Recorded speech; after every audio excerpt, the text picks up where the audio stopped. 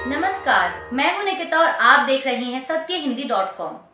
चलिए एक नजर डालते हैं अब तक की सुर्खियों पर। 2 दिवसीय फ्रांस दौरे पर पहुंचे प्रधानमंत्री मोदी को वहां के सर्वोच्च सम्मान Grand Cross of Legion of Honour से सम्मानित किया गया है। बता दें कि पीएम मोदी यह सम्मान पाने वाले पहले भारतीय प्रधानमंत्री हैं। इससे पहले ये सम्मान दक्षिण अफ्रीका के पूर्व राष्ट्रपति नेल्सन मंडेला, वेल्स के तत्कालीन राजकुमार किंग चार्ल्स, जर्मनी की पूर्व चांसलर एंजेला मर्केल, संयुक्त राष्ट्र के पूर्व महासचिव बुर्टोस खाली को दिया जा चुका है। पीएम नरेंद्र मोदी की ये यात्रा ऐसे समय में हो रही है जब भारत फ्रांस रणनीतिक साझेदारी की 25वीं वर्षगांठ मना रहे हैं। वहीं पीएम मोदी आज शुक्रवार 14 जुलाई को बेस्टिल डे परेड में मुख्य अतिथि के रूप में शामिल होंगे। बता दें कि बेस्टिल डे फ्रांसीसी क्रांति की शुरुआत का प्रतीक है। इस कार्यक्रम के बाद दोनों देशों के बीच द्विपक्षीय वार्ता होगी, जिसमें सुरक्षा, प्रौद्योगिकी, आतंकवाद विरोधी, साइबर सुरक्षा, जलवायु परिवर्तन और अंतरिक्ष के क्षेत्र में सहयोग सहित कई विषयों पर चर्चा की जा सकती है। प्रधानमंत्री मोदी ने अपनी फ्रांसीसी यात्रा के दौरान ऐलान करते हुए कहा कि भारत और फ्रांस यूपीआई के इस्तेमाल पर सहमत हो गए हैं। इसे लेकर दोनों देशों के बीच समझौता हुआ है, जिसके बाद आने वाले दिनों में यूपीआई की शुरुआत मशहूर आईफिल टावर से होगी। इसका सीधा मतलब ये है कि अब भारत से फ्रांस जाने वाले टूरिस्ट रुपए में ही किसी भी चीज के लिए भुगतान कर पाएंगे। इसके अलावा भारतीय छात्रों के लिए फ्रांस ने वीजा अवधि को बढ़ाने का ऐलान कर दिया है। बता दें कि साल 2022 में यूपीआई सेवाएं प्रदान करने वाली प्रमुख संस्था national payments corporation of India ने फ्रांस की तेज और सुरक्षित ऑनलाइन भुगतान प्रणाली लायरा के साथ एक डील पर साइन किए थे, जिसके बाद से ही फ्रांस में यूपीआई के लॉन्च होने का इंतजार किया जा रहा था।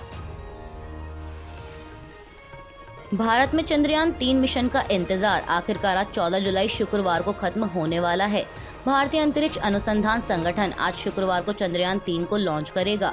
बता दें कि आंध्र प्रदेश के श्रीहरिकोटा सेंटर से दोपहर 2:35 पर चंद्रयान 3 की लॉन्चिंग होगी और 615 करोड़ की लागत से तैयार हुआ ये मिशन करीब 50 दिन की यात्रा के बाद चंद्रमा के दक्षिणी ध्रुव के पास लैंडिंग करेगा। आपको बता दें कि अगर चंद्रयान 3 की लॉन्चिंग सफल रहती है तो भारत ऐसा करने वाला चौथा देश बन जाएगा। वहीं इससे पहले अमेरिका, रूस और चीन चंद्रमा पर अपने स्पेसक्राफ्ट उतार चुके हैं। गौरतलब है कि 22 जुलाई 2019 को चंद्रयान 2 मिशन को लॉन्च किया गया था और करीब 2 महीने बाद 7 सितंबर को 2019 को चंद्रमा के साउथ पोल पर उतरने की कोशिश कर रहा विक्रम लैंडर दुर्घटनाग्रस्त हो गया था, जिसके बाद से ही भारत चंद्रयान 3 मिशन की तैयारी कर रहा है। वहीं सबसे पहले साल 2008 में भारत ने चंद्रयान 1 की सफल लॉन्चिंग की थी, लेकिन 2019 में चंद्रयान 2 की लॉन्चिंग में भारत को असफलता मिली। पर अब भारत चंद्रयान 3 की लॉन्चिंग के साथ इतिहास रचने की कोशिश में है। दिल्ली में यमुना नदी के बढ़ते जलस्तर से लगातार बाढ़ का खतरा बना हुआ है और पानी रिहायशी इलाकों से लेकर वीआईपी इलाकों में घुस चुका है। वहीं सड़कों पर जलभराव के कारण यातायात बुरी तरह से प्रभावित है। दरअसल हरियाणा के हथीनीकुंड बैराज से छोड़े गए पानी और पिछले कुछ दिनों में हुई मूसलाधार बारिश की वजह से यमुना का जलस्तर खतरे के निशान को भी पार कर गया। इस समय यमुना नदी का जलस्तर 208.63 मीटर है, जो कि खतरे के निशान के बहुत ऊपर है। इस बीच दिल्ली की मंत्री आतिशी ने कहा कि अच्छी खबर यह है कि जलस्तर नहीं बढ़ रहा है। कल दोपहर 1 बजे से शाम 7 बजे तक स्थिर था और अब यह बहुत धीरे धीरे कम हो रहा है, लेकिन यह 0.1 मीटर की दर से घट रहा है। इसलिए पानी कम होने के लिए इसमें 1 दिन का समय लगेगा। उन्होंने कहा कि यह कठिनाई किसी व्यक्ति या परिस्थिति के कारण नहीं, बल्कि उत्तर भारत में लगातार हो रही बारिश के कारण है। अच्छी बात यह है कि पानी धीरे धीरे कम हो रहा है। महाराष्ट्र में जारी सियासी उठापटक के बीच इस समय सभी की नजरें राज्य के कैबिनेट विस्तार पर टिकी हैं। कल गुरुवार 13 जुलाई को शिवसेना की ओर से कहा गया है कि राज्य मंत्रिमंडल का विस्तार और विभाग का आवंटन 14 जुलाई को होने की संभावना है। शिवसेना के प्रवक्ता संजय शिरसाट ने गुरुवार को कहा कि मंत्रिमंडल का विस्तार और विभागों का आवंटन शुक्रवार को होने की 99% संभावना है, जबकि उनकी पार्टी के सहयोगी और मंत्री उदय सामंत ने कहा कि ये उचित समय पर किया जाएगा। वहीं इस मामले को लेकर शिवसेना उद्धव बालासाहेब ठाकरे गुट ने शिंदे गुट पर तंज कसते हुए दावा किया कि इस बात की आशंका कम है कि एकनाथ शिंदे के नेतृत्व वाले खेमे के विधायकों को कैबिनेट विस्तार में जगह दी जाएगी।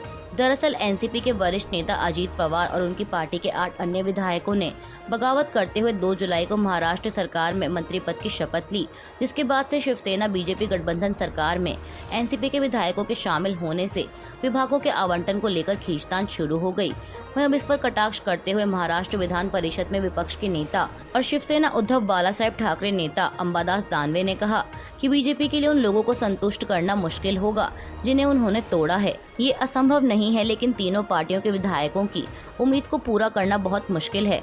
अंबादास दानवे ने दावा किया कि मंत्री बनने के इच्छुक विधायकों की संख्या ज्यादा है और पद कम है। बीजेपी कार्यकर्ताओं में काफी असंतोष है।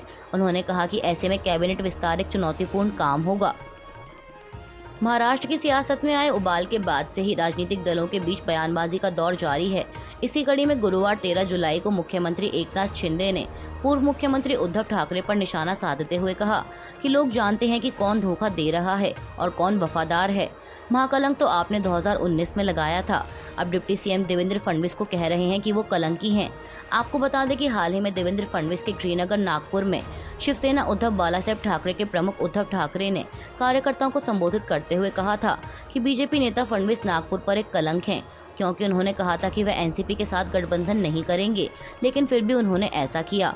अब उद्धव ठाकरे के इसी बयान पर सीएम शिंदे ने पलटवार किया। मुख्यमंत्री ने आगे कहा कि आज सभी नागरिक मुख्यमंत्री हैं। उन्होंने अजीत पवार का नाम लिए बिना कहा कि अब नए दोस्त आ रहे हैं, लेकिन आप डरो मत और सोचो मत, आपका आदमी सीएम है। शिवसेना, बीजेपी और अजीत दादा की एनसीपी एक साथ हैं। सुनने में थोड़ा अजीब लग रहा है ना? कारवा बढ़ता जा रहा है, रोक सको तो रोक लो। शिंदे ने कहा कि सत्ता में रहते हुए इस तरह कार्य करें कि सत्ता में ना होने पर भी लोग आपके लिए ठहरें।